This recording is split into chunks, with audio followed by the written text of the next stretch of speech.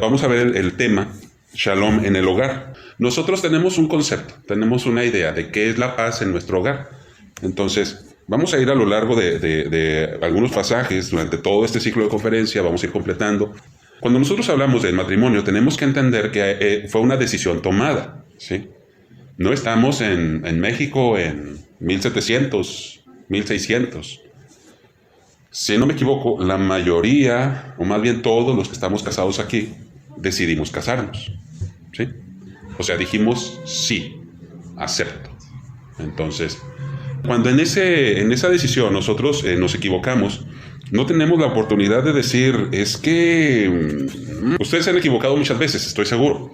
Y todas las veces nosotros hemos aceptado la responsabilidad de la equivocación. O sea, cuando yo me equivoco, busco resolver el problema. Tal vez no aceptándolo, o cuando me preguntan, no, sí, todo está bien, pero yo en mi interior estoy buscando solucionar. Entonces estoy buscando hacer algo para que las cosas funcionen. Nosotros aceptamos las responsabilidades de las decisiones que tomamos, y les reitero, intentamos justificarlos, ¿sí? ¿Por qué la decisión del matrimonio no tiene los mismos beneficios? O sea, ¿por qué cuando nosotros decidimos casarnos, la otra persona tiene la culpa? ¿Por qué siempre es así? ¿Por qué no buscamos trabajar en unión para que esto empiece a funcionar? Y les decía el viernes, porque empezamos el viernes con esto, no estoy diciendo de que en la iglesia no deba de haber divorcios, ni estoy autorizándolos. No estoy diciendo eso. La Biblia tiene leyes para eso y no lo voy a negar. Entonces, la Biblia dice muy claramente las circunstancias y cómo suceden los divorcios, cuál es la cooperación que tiene que haber del hombre, la cooperación que tiene que haber de la mujer, para en el momento en que se da el divorcio. Y no lo voy a negar, está en la ley de Dios. Entonces, cuando nosotros hablamos de un matrimonio que está buscando ir adelante, es en lo que yo me estoy fincando. Ahora, no estoy viendo solamente el matrimonio en ese solo sentido. Quiero que nosotros veamos claramente que la palabra de Dios nos muestra el matrimonio desde todos los ángulos. O sea, el matrimonio para los casados, el matrimonio para los solteros, el matrimonio para los no salvos, el matrimonio para los salvos, tienen un solo sentido. Y ese solo sentido tiene que ver con la semblanza y la imagen profética que tiene de Cristo en nuestro escenario. Entonces, nuestro matrimonio para con Dios o para con Cristo tiene todo lo que el matrimonio terrenal tiene o debiera de tener. Entonces, es ahí en donde nosotros necesitamos completar la imagen. ¿Cuál es el propósito del matrimonio? Interesante, ¿no? No es procrear hijos. ¿Cuál es el propósito? Si nosotros le quitamos el procrear hijos, casi nos quedamos sin palabras, ¿no? ¿Por qué les digo no es el procrear hijos? Porque debería ser motivo de divorcio el no engendrar o el no concebir. Debería, pero no lo es. Entonces, ¿cuál es el propósito? ¿Vivir juntos? ¿O una relación sexual? ¿Qué hay cuando ya no se puede? ¿Se separan? ¿Qué pasa? Cuando nosotros vamos al propósito del matrimonio, obviamente nosotros tenemos que empatar esto con la Biblia, ¿sí? ¿Cómo llegas tú a ser completamente bíblico? Pues cuando tú traes todas las cosas de tu fe y de tu práctica en imagen en la Escritura. Es eso. O sea, tú eres bíblico cuando haces eso. Entonces, el propósito del matrimonio es lograr traer la plena restauración del nombre de Dios en la tierra. Todos los matrimonios que existen sobre la tierra tienen ese único propósito, lograr traer la plena restauración del nombre de Dios en la tierra. Y ahorita se los voy a demostrar. ¿Cómo sabemos eso? ¿Cuál es el propósito de Israel? Interesante pregunta, ¿no? No estoy hablando solamente del pueblo de sangre hebrea o de sangre israelita, sino estoy refiriéndome a Israel. O sea, a las dos partes, a la parte espiritual y a la parte terrenal o sanguínea. ¿Cuál es el propósito? Restaurar el nombre de Dios. Entonces, cuando restauramos el nombre de Dios en la tierra, estamos cumpliendo el propósito de Israel y estamos cumpliendo el propósito del matrimonio. ¿Por qué es el mismo propósito? Simple, es exactamente lo mismo. Vimos el viernes. Estuvimos en Génesis 1, 26 al 28, y en Génesis 2, desde el 20 hasta el 25. Dijimos el viernes que una vez que nosotros entendimos cuál era la posición del hombre en la tierra, empezamos en el 26, dice: hagamos al hombre a nuestra imagen, conforme a nuestra semejanza, y señoreen en los peces del mar, en las aves de los cielos, en las bestias, en toda la tierra, y en todo animal que se arrastra sobre la tierra.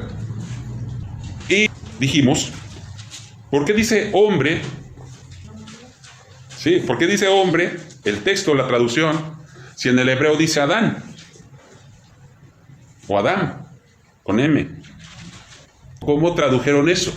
Entonces, en cuanto a las traducciones que nosotros tenemos acceso de la Biblia, si ustedes van a internet a un sitio que se llama Biblia Todo, van a encontrar una infinidad, no son una infinidad, son como algunas 15 versiones de la Biblia, o tal vez hasta 20. Y usted puede checar en todas las versiones de la Biblia, y en algunas de ellas aparece la palabra humanidad. Esa traducción a la gente no le gusta, pero ¿por qué en algunas porciones de las traducciones dice humanidad? Hagamos a la humanidad a nuestra imagen. No nos gusta porque en ese escenario nos quitan la preeminencia a los hombres y se reparte a toda la humanidad. Entonces, cuando hacemos eso, nosotros estamos de alguna manera siendo abiertos a que hombres y mujeres fueron creados a imagen de Dios conforme a su semejanza, y que ellos, o sea, hombres y mujeres, señoreen sobre los peces del mar, en las aves de los cielos, en las bestias y toda la tierra, y en todo animal que se arrastra sobre la tierra. Díganme, ¿y eso no es cierto? O sea, hombres y mujeres hacen eso. Entonces el texto nos está llevando al hecho de que nosotros vemos que esto fue entregado a la humanidad, al humano, no al macho, sino a ambos. Entonces, cuando nosotros encontramos esto en el texto, podemos representar ahora sí, figurativamente en nuestra cabeza, porque es la parte que nos interesa, figurativamente en nuestra cabeza, al hombre como a todo el escenario. Sé que al movimiento feminista no le gusta la idea de que el sentido tenga un sentido masculino, pero de verdad no tiene nada que ver. Entonces, al momento de que este escenario nos permite ver al hombre como humanidad, entendemos lo que sigue. Y luego dice: y creó Dios al hombre a su imagen. A imagen de Dios lo creó. Y luego dice: varón y hembra los creó. Y los bendijo Dios. Sí, varón y hembra. Y los bendijo Dios y les dijo: fructificad y multiplicaos y llenad. Entonces, nosotros encontramos en el texto, y es ahí en donde muchos se han atrevido a meter una doble creación. Inclusive metieron a Lilith. Nada más diabólico que esa teología, pero metieron a Lilith en el escenario, que primero Adán estaba casado con una, y luego después ella la regó y fue un mugrero, y lo la quitaron y pusieron a Eva. E inclusive este texto lo llevan todavía más atrás, al hecho de que Dios creó todo, primero muy interesante, y luego vino Satanás y destruyó toda la tierra, la dejó asolada completamente, y la tierra estaba desordenada y vacía, y las tinieblas estaban sobre la faz de la vida. ¡Santo Dios! Y queremos tercos estar sacando teología de una Biblia en español. Y es complicado realmente. O sea, tienes tú que entender que no fue escrita en español. Yo la estoy compartiendo en español, pero yo tengo que entender que no fue escrita en español. Y si yo quiero ver más a detalle, tengo que ir más a detalle, pero en otros idiomas. Entonces, el texto no está hablando de que Dios haya tenido a otra mujer con Adán y haya cambiado por Eva. No está diciendo eso. Está diciendo que eran uno, que estaban en un solo cuerpo, ¿sí? Y estando en un solo cuerpo, Dios los creó a su imagen. A imagen de Dios los creó. Y lo dice: varón y hembra los creó. Entonces, eso es lo que nosotros tenemos que traer, que en el momento en que el cuerpo de Adán fue creado completo.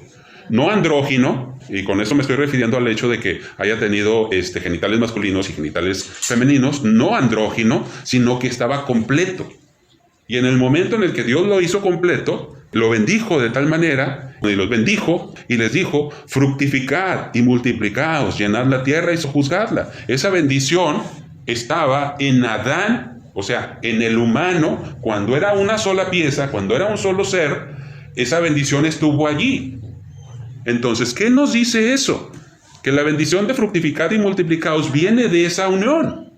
Entonces, cuando Dios nos lleva hasta el versículo más adelante, en el capítulo 2, en donde Dios los separa, sucede esto.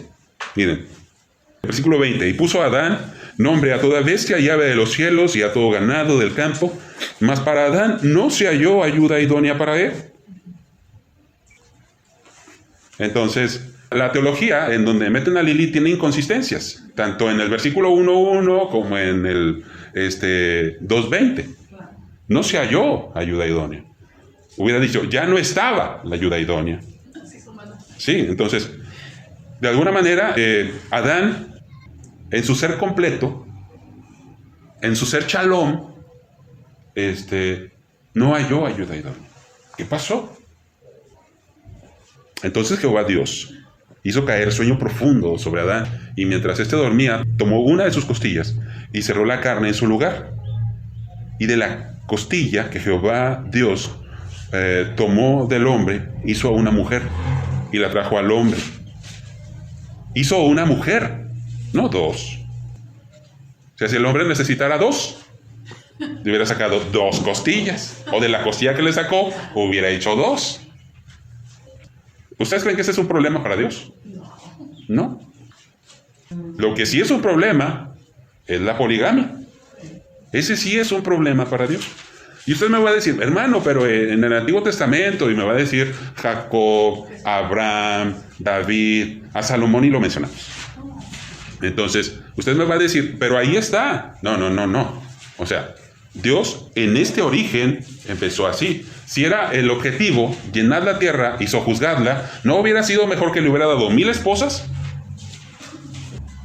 Y el propósito se cumple.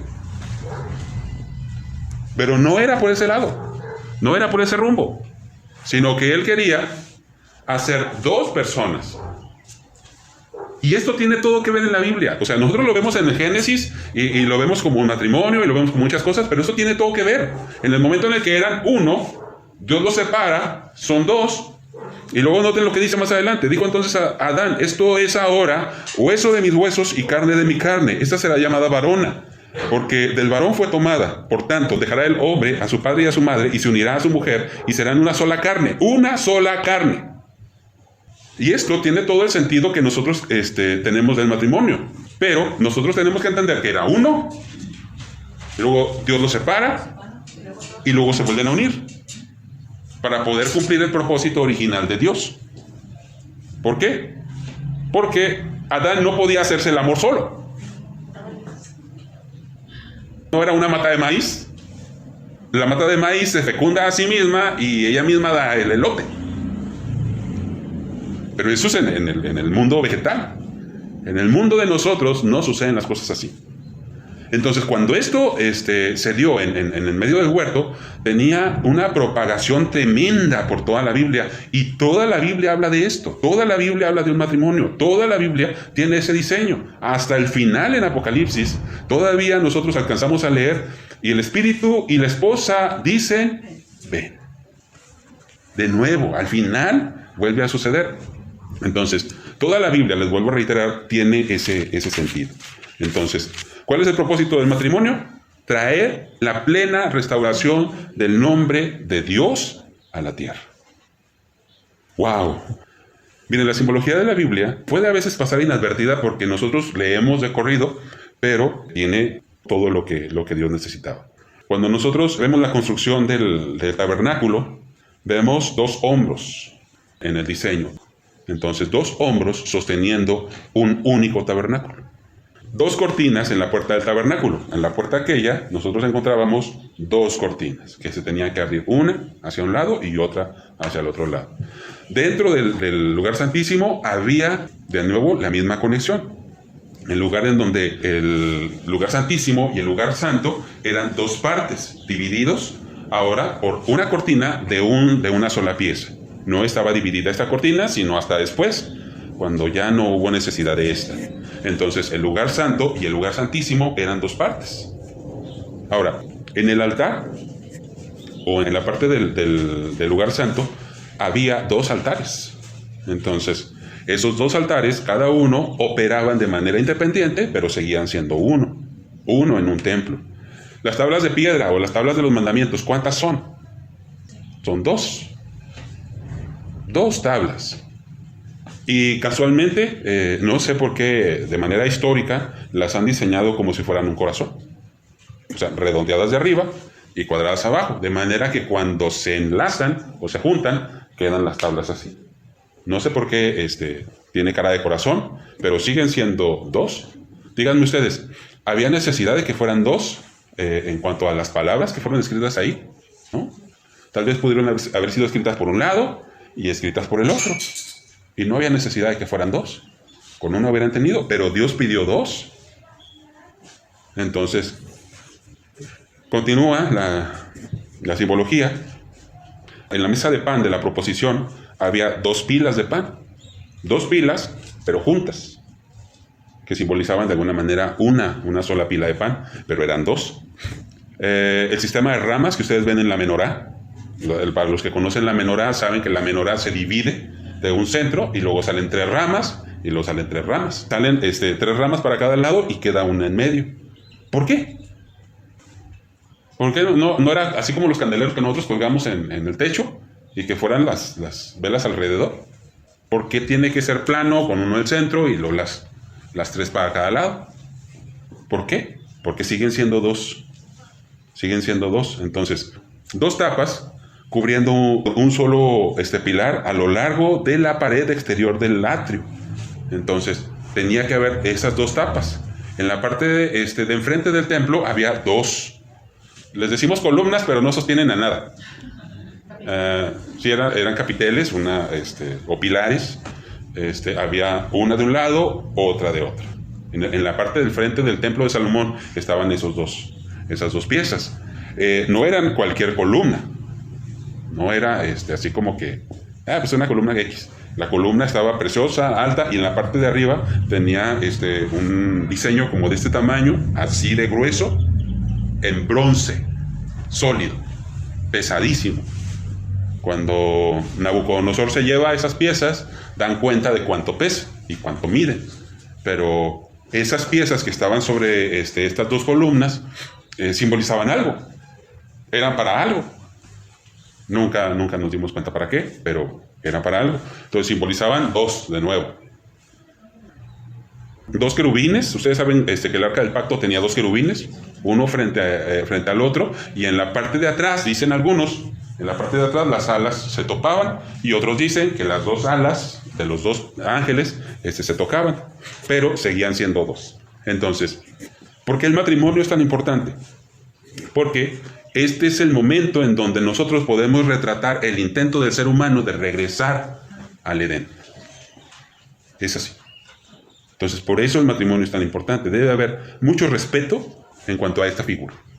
O sea, nada de que la fiera, ¿sí? Nada de que el tóxico. No, o sea, guarden respeto, porque de verdad es muy, muy simbólico. Les vuelvo a repetir, toda la Biblia habla de eso, toda la Biblia. Y el hecho de que nosotros nos hayamos equivocado en una decisión no quiere decir que la Biblia entera debe ser desechada.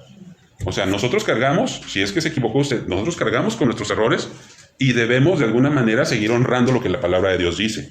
¿Cómo la honramos? Honrando a nuestra pareja. Así. La honramos o lo honramos y nosotros decimos, Dios me lo dio. ¿Sí? Tenemos ese asunto en claro.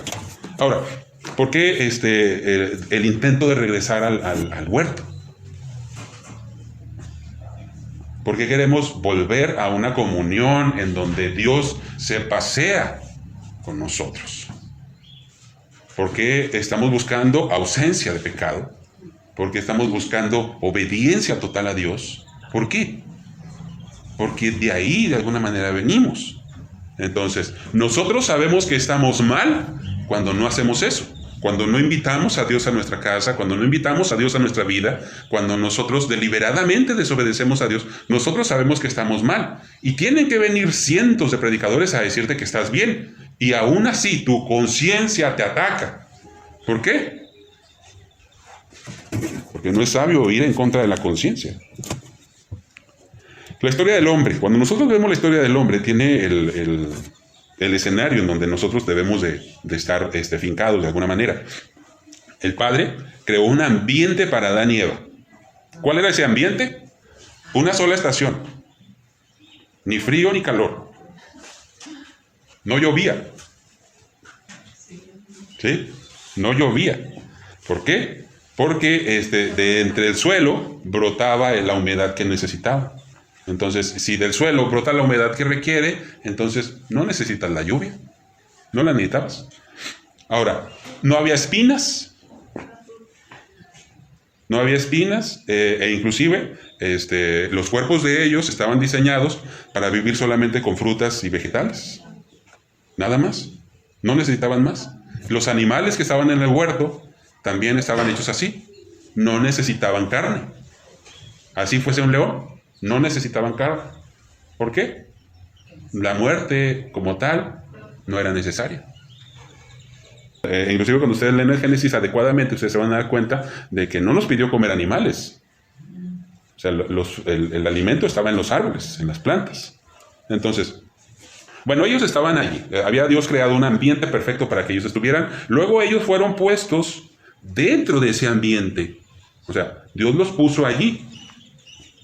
Y ya cuando ellos estaban allí, Dios les dio instrucciones. ¿Por qué Dios les dio instrucciones a ellos si la ley no vino hasta cuando Moisés? ¿Por qué? Ustedes notarán entre Éxodo 20 y Génesis 1 se sigue hablando de la instrucción de Dios, se sigue hablando de la ley de Dios. O sea, todo lo que nosotros logramos leer entre Éxodo 20 y Génesis 1:1 tiene la ley de Dios implícita. Ustedes ven que Dios le dio instrucciones a Adán, le dio instrucciones a Eva, le dio instrucciones a Abraham. Anterior a Abraham, Noé conocía la ley de Dios y inclusive en el arca, Dios dijo, va a haber animales puros y animales impuros. ¿Y cómo es eso, Dios? O sea, ¿me mandas a Moisés para que me explique? No, ahí estaba la ley de Dios ya en Noé. O sea, en algún momento de la existencia del hombre, Dios les dio instrucción. Ahora, ¿por qué Enoc era un hombre justo si no existía la instrucción? O sea, ¿cómo cumplía la ley de Dios? ¿Cómo era obediente a Dios si no había órdenes? La instrucción estaba allí. O sea, a Adán fue dada la instrucción. Conocían. Todos ellos conocían y habían escuchado de Adán. Entonces, cuando vemos esto, de cómo Dios creó un ambiente adecuado, los puso a ellos allí y les dio instrucción, ¿sí? Entonces vean lo que sigue. La historia en Israel. Un lugar fue preparado para ellos. ¿Cómo se llama? Canaán. Originalmente no era de Canaán, pero él se apoderó de ella. Les fue entregada instrucción, ¿sí? Instrucción en hebreo es Torah. Y ellos fueron puestos en la tierra. De nuevo, ustedes ven la misma mezcla. Eso es de alguna manera lo que yo pretendo ver en el momento que veamos la materia de conexiones bíblicas. Pero para el matrimonio me es necesario pasar por esto. No les estoy adelantando, solamente es necesario que lo veamos. Ahora, cuando nosotros vemos la historia de Israel, ustedes notarán que sí Dios preparó una tierra, sí Dios les dio instrucción, sí Dios los puso allí, y luego después vino esta otra parte. Ellos rompieron la instrucción o rompieron la Torá, lo cual los separó de su Dios, llevándolos a cautiverio y divorcio al reino del norte. O sea, pecaron en contra de Dios y Dios les dice, ahora de para afuera. Entonces, y existió un plan establecido para redimirlos de entre las naciones y traerlos de regreso al lugar original que se había preparado para ellos. O sea, entre el Éufrates y el Nilo, Dios había preparado un espacio para ellos y ese espacio se llama Canaán. Y nosotros, al momento de que vemos esto, vemos que Dios los divorció por la infidelidad. Por la infidelidad, y Dios dijo, van a regresar. Entonces, una vez que nosotros vemos esto, que Dios había preparado todo esto de antemano, vemos cómo cuando Adán y Eva salieron del huerto para ir a la tierra, que había cardos, espinas, veneno y muerte, que no había en el huerto en donde ellos estaban, Dios puso un querubín allí. No destruyó el Edén. ¿Sí lo notan? No lo destruyó. Solamente puso un querubín allí a guardarlo con una espada para que no regresaran por ese camino. O sea, no vayan a gastar sus millones buscándolo. Pero el Edén aún existe. Entonces, ustedes tienen que estar sabidos de que en el momento en el que Dios pone a un querubín a guardarlo, en ese momento cambió de dimensión. O sea, ya en ese momento no hay manera de que nosotros regresemos a buscarlo o entrar, porque no existe en nuestra tierra. Entonces, sí existe, pero no en nuestra dimensión. Nosotros, para regresar a Él, tenemos que ir por otro camino. Y ¿saben qué? En el Antiguo Testamento, la Torá era ese camino. Entonces, decían en el antiguo Israel o en el Israel antes de Cristo, que la Torá es el camino, la luz, y le daban otro argumento. Cuando Cristo dijo, yo soy el camino, la verdad, era la verdad, y la vida, estaba diciendo, yo soy la Torá. Yo soy la Torá. Entonces, cuando Él habló de ser el camino, nosotros entendimos que si había oportunidad de regresar al Edén, tenía que ser a través de Él. Entonces, Dios hace esto para que nosotros entendamos cómo son las cosas. Éramos uno, luego éramos dos, y luego Dios nos invita a ser uno. ¿Sí? Entonces, la unión perfecta entre hombre y mujer, y no me estoy refiriendo a la vida sexual, me estoy refiriendo a la unión entre un hombre y una mujer. Y de verdad, saquen ese chip de su cabeza que todo tiene que ver con sexo, porque a veces nosotros cometemos errores graves. Dios es espíritu y nosotros debemos de entenderlo así. Cada cosa que Él nos da es para que nosotros lo entendamos. Cuando Él dijo, mis manos, Él no tiene manos, pero nosotros tenemos que entender de que de alguna manera Dios nos cuida, nos soporta, nos sostiene. Cuando Él habla de su rostro, no quiere decir, es que le voy a dar la vuelta a verlo. No, o sea, no, debemos nosotros de salir de ese preescolar espiritual y entender que Dios está hablando de sí mismo en un sentido para que nosotros lo entendamos. De la misma manera cuando Él habla de sí mismo como hijo. O sea, no quiere decir que papá Dios y mamá Dios hicieron cosas que son solamente de ellos y de eso dieron como producto a un Dios hijo. Por favor. O sea, esto es el nivel de ignorancia que se provoca aún en las altas esferas del Vaticano. Y tal vez esto pueda colapsar con la doctrina de la Trinidad, porque nosotros la entendimos de manera católica, en donde Dios existe como tres: Dios Padre, Dios Hijo y Dios Espíritu Santo. Y luego vuelve al escenario y dice, y estos tres son uno. Y la Biblia no tiene problema con eso, ni con los tres, ni con el uno. Porque Deuteronomio dice, escucha Israel, cuando le dice Shema, que es el Shema más importante y más famoso, escucha Israel, Jehová tu Dios, Jehová uno es. Y luego después se presenta diferente, y luego en Salmo me parece que el profeta David escribe, dijo Jehová a su Señor. Dijo Adonai a Adonai. ¿Cómo es eso?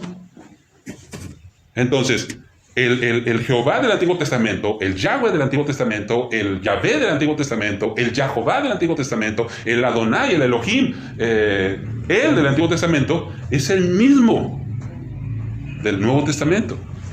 El Yeshua, el Jesús, el Cristo, el Mesías, es el mismo.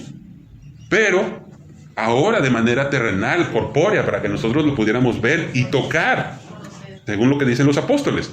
Pero Él se presentó así. Los testigos de Jehová dicen papá Jehová o papá Dios, y se refieren al Hijo como al Hijo. Entonces, ¿quién es mayor, el Padre o el Hijo? ¿A quién respetan más, al papá o al Hijo? Entonces ellos dicen que al papá. Pero si les ponemos años, ¿a quién respetas más, al papá o al Hijo? ¿Ya cambió? Entonces, pero no es así. Dios estaba hablando de sí mismo para que nosotros pudiéramos entender. Entonces, ya una vez que nosotros tenemos un escenario en el cual podemos empezar a desplegar la profecía bíblica, ustedes encontrarán en el pasado, en el Génesis 3:15, que dice, pondré enemistad entre ti y la mujer, y entre tu simiente y la simiente suya. Esta te herirá en la cabeza y tú le herirás en el calcañar. Y se despliegan las feministas hablando de que la mujer es el centro del propósito de Dios. O sea, la Biblia no está diciendo eso. Cuando se refiere a la mujer, está hablando a una parte de la humanidad. No está hablando a un género. Y no es mi tema de desencriptar Génesis 3:15, pero nosotros tenemos que entender de que Dios tenía un plan establecido para redimir a las naciones y traerlos de regreso a el lugar original que se había preparado para ellos. Dios lo va a hacer. Entonces, el plan de la redención tenía que ver con eso. Y ahorita existe un pleito tremendo entre si tienes que ser del linaje de Israel o solamente en fe. Hay un relajo tremendo. Cuando nosotros entendimos que era por fe, diremos, Israel puede tener fe y los gentiles pueden tener fe. Pues ya luego nos ponemos de acuerdo si son o no son. Lo importante es llegar allá. Eso es lo importante. Entonces, cuando nosotros vemos esto, Dios a través de Cristo nos plasmó todo lo que Él estaba estableciendo. Pero vuelve, de alguna manera, al mismo punto. Es un matrimonio. Ahora, noten lo siguiente, porque esto es bien importante. La instrucción en el matrimonio. La instrucción. De parte de mi esposa, y no porque yo ponga a mi esposa aquí en el escenario quiere decir que ella es perfecta. No. Ni yo soy perfecto, ni ella es perfecta. Estoy hablando de esto porque estoy casado, tengo la gran bendición de parte de Dios de estar casado, y les quiero decir lo siguiente.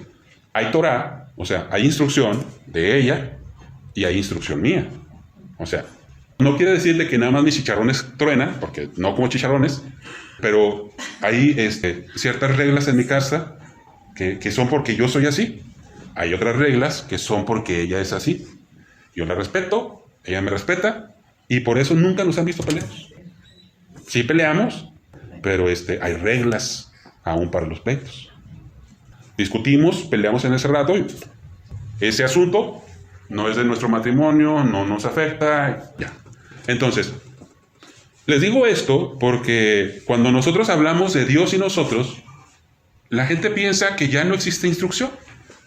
Que Dios se casó con una prostituta y debe dejar que la prostituta siga siendo prostituta y no se debe meter con ella porque pues, al cabo no se van a divorciar y la va a llevar a vivir a su casa. Porque la vida del profeta Oseas así dice. ¿Eso no es cierto? Díganme usted, casados. Nada más porque están casados, ¿ya no se bañan? En serio, o sea, les pregunto eso. O sea, no me va a dejar, me prometió fidelidad y me dijo que en las malas también. ¿Para qué me baño? Es un ejemplo. ¿Qué pasó?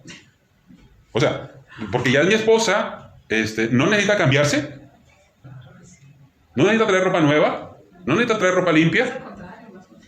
Sí, o sea, es eso. O sea, ¿ustedes creen que a mí me gusta mucho eso de que mi esposa se arregla para salir y en la casa no se arregla? Es en mi casa donde debe estar arreglada, no en la calle. Porque es para mí. No es para los demás. Es más importante que se arregle para mí que para la calle. Nosotros tenemos que entender que si no corregimos algunas cosas en la casa, no tenemos por qué corregirlas en el ámbito espiritual. Cuando nosotros vamos hacia el mundo, y me refiero hacia el mundo, a fiestas, desfiles, cultos paganos, un baile, vamos bien vestidos, pero para Dios no. Voy a tener un encuentro con Dios. Dígase, voy a ir a ayunar en el templo. Cuando usted quiera ayunar en el templo, solamente lo tiene que pedir. Me voy a bañar, me voy a pasar el hilo dental por los dientes, me voy a lavar bien los dientes, mi enjuague bucal, mi aceite. Vengo, ropa limpia, calzón limpio, calcetines limpios, zapatos limpios, porque voy a ayunar. ¿Cómo voy a ayunar? Ni los dientes me lavo y no me lavo la cara. ¿Eso dice la Biblia? No. Dice, unge tu cabeza y ayuna. No le tienes que avisar a nadie. Es instrucción que Dios puso. Entonces, ¿qué pasó? Voy a ir a ver a mi esposo. Para los que les tocó estar en mi boda, yo me arreglé para mi esposa y ella se arregló para mí. Hay una foto que dice eso, que ese día me bañé. Bueno, les decía, Torah. La palabra Torah está constituida de 4 letras, ¿sí? Las cuales se nombran así: Tab, Bab, Resh y Hei. Esas son las 4. La letra Bab en el hebreo antiguo era Wap. Por eso algunos pronuncian Yahweh y otros dicen Yahvé o Yahvé, y que ahora es Bab. Por eso es Yahweh o Yahvé, según como lo estén nombrando. Y les diré de pasada que pues esos no son los nombres de Dios, pero son más comunes.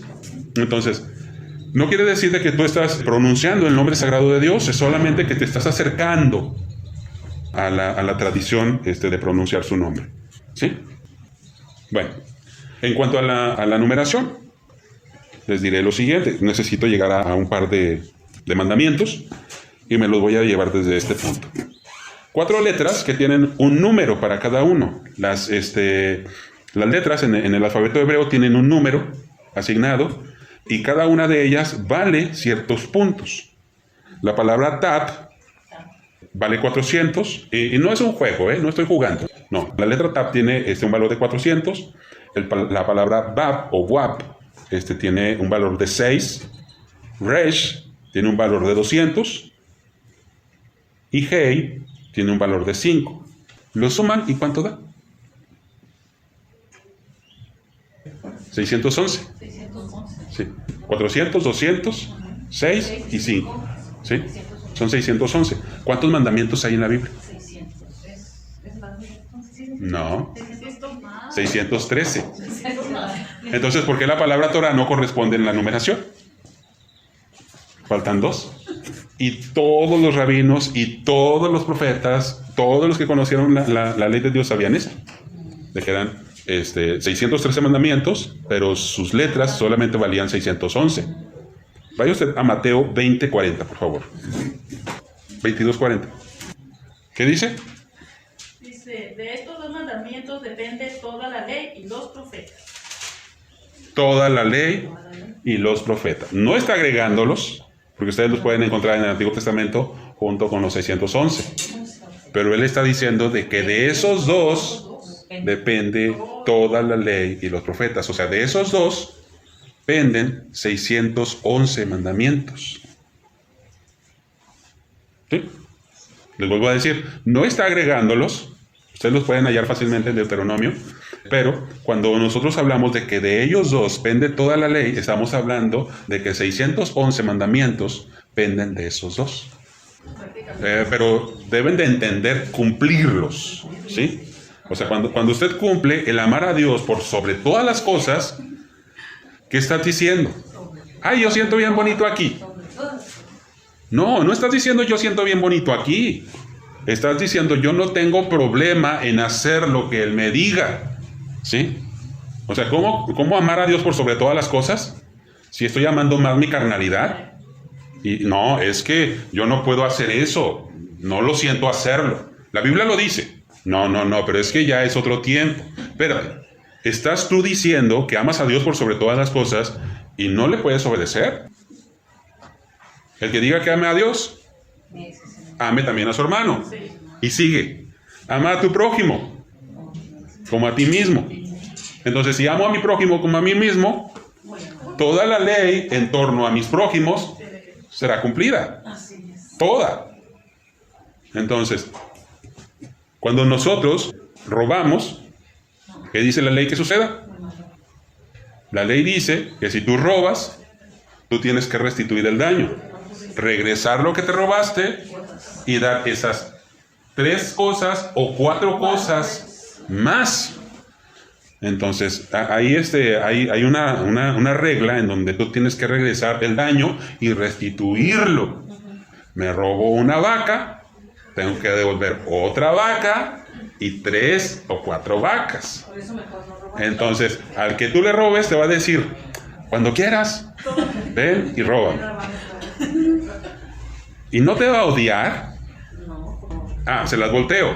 Si alguien te roba a ti, te va a devolver las cosas. Te va a devolver lo que te robó o algo similar a su valor y su valor 4 veces más. ¿Odiarías a alguien así? ¿De verdad no? Entonces, ama a tu prójimo como a ti mismo. Pero ahora vivimos en otro tiempo, la iglesia hizo lo suyo y nada más te tienes que arrepentir delante de Dios. Vienes delante de Dios, Dios, es que robé, perdóname. Y ya. O sea, la ofensa no fue para Dios. Perdóname, pero las cosas no son así. La ofensa no fue para Dios. Fue para tu prójimo. Dios, perdóname, le fui infiel a mi esposa. Y Dios, espérate, ¿yo qué? O sea, sí infringiste mi ley, pero la ofensa no es para acá, la ofensa es para allá. Entonces, cuando tú pienses ser infiel, piensa que para que Dios perdone esa infidelidad tienes que confesarla delante de tu esposa o esposo. Ah, espérense. Es que a mí así no me enseñaron. ¿Es así? ¿No dijo Santiago, confesaos vuestras ofensas unos a otros? ¿No dijo, confiese sus ofensas delante de Dios y ya? No. Confiesa tus ofensas con quien ofendiste. ¿Y saben qué? Dice el salmista en Salmo 119, en mi corazón he guardado tus dichos para no pecar contra ti. Entonces, de pronto quiero hablar yo mal de alguien y me quedo, voy a decir falso testimonio, no, aparte es pecado de muerte, agárrense. O sea, dices tu falso testimonio en contra de alguien, es pecado de muerte. Entonces te quedas, ay. No lo voy a decir. ¿Cómo se vive una vida santa? Así, guardando los dichos de Dios en nuestro corazón. Entonces, Juan 1:1, ¿qué dice? En el principio era el verbo, y el verbo era con Dios, y el verbo era Dios. Así. Entonces, en el principio existía el verbo estaba con Dios, y el verbo era Dios. Entonces, cuando lo leemos en español dice el verbo. Cuando lo leemos en arameo dice la mimra.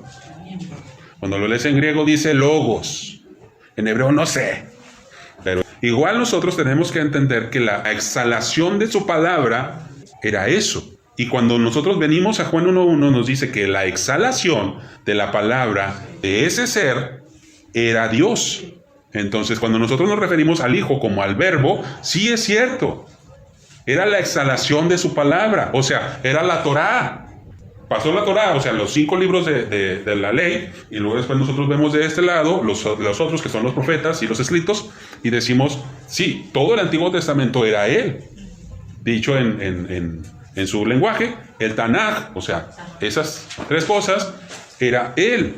Entonces, Cristo era eso, Cristo es eso. Cuando nosotros aceptamos a Cristo en nuestro corazón, no es un asunto mágico, es un asunto que estamos aceptando su palabra en nuestro corazón. Entonces, es ahí donde nosotros tenemos la instrucción. Ahora, el fracaso de Israel y el fracaso de la familia es el mismo. Eliminaron la instrucción. O sea, la familia dijo no. Israel dijo no. Entonces, eliminaron la instrucción y nosotros vemos que Dios separó a las tribus en los tiempos del hijo del rey Salomón, las separó y a unos los llevó cautivos y se quedaron cautivos, se asimilaron entre las naciones, a otros fueron llevados cautivos también porque también infringieron la ley y ellos regresaron a la instrucción. Gracias a eso tenemos judíos y tenemos una Biblia. La familia tiene que entender que si no regresa a Dios, está en fracaso. No quiere decir que se van a separar, que se van a ser infieles. No, quiere decir que están en fracaso. ¿Qué es un fracaso? Que la producción de ellos, al momento de que nosotros tenemos hijos, tenemos empresa, o tenemos negocio, tenemos nietos, tenemos amigos, todo lo que es producido a través de esa familia trae fracaso implícito. Entonces, ¿por qué? Porque no hay instrucción en sus hogares. Porque la instrucción o la Torá del papá es infringida, porque la Torá de la mamá es infringida, porque la Torá que ellos dos juntos han instituido en su casa es infringida, porque la Torá de Dios no está dentro de su familia y está infringida. Hay liderazgo corrupto en la casa. ¿Por qué? Porque no hay orden. Y eso nos lleva a nosotros a desdichas, tristezas, horrores familiares, porque no hay instrucción. Entonces, veamos hacia atrás cómo le fue a Israel, o sea, a la casa del norte, porque no hubo instrucción en ella y fue perdida entre las naciones. En la otra tampoco hubo, pero regresaron. Y gracias a eso existen todavía. Entonces, para que la familia sea perpetua en la tierra, tiene que estar la instrucción. La instrucción de ellos y la instrucción de Dios en ellos. Entonces, para eso nosotros tenemos reglas en los hogares. El papá dice esto, la mamá dice esto, y los dos concuerdan, ¿sí? Bueno, debieran de concordar. Nosotros debemos de tener cuidado con eso. Es bien, bien importante que la instrucción de Dios permanezca en nuestras familias. Entonces, vean ustedes que la palabra shalom no solamente es paz, sino va más allá. Y es ahí a donde vamos a estar intentando llegar. Vamos a ver la palabra shalom ahora también como completar. ¿Sí? Bueno, pero eso ya será en futuros encuentros. Por hoy se me acabó el tiempo.